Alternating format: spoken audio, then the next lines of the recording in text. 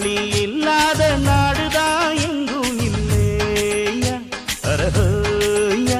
அவன் உழைப்பாலே பிழைக்காத பேருதான் எங்கும் இல்லையா அரஹோயா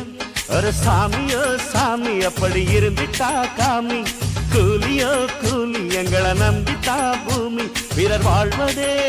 எங்க வேர்வையில் தான் உழைப்பாளி இல்லாத நாடுதான்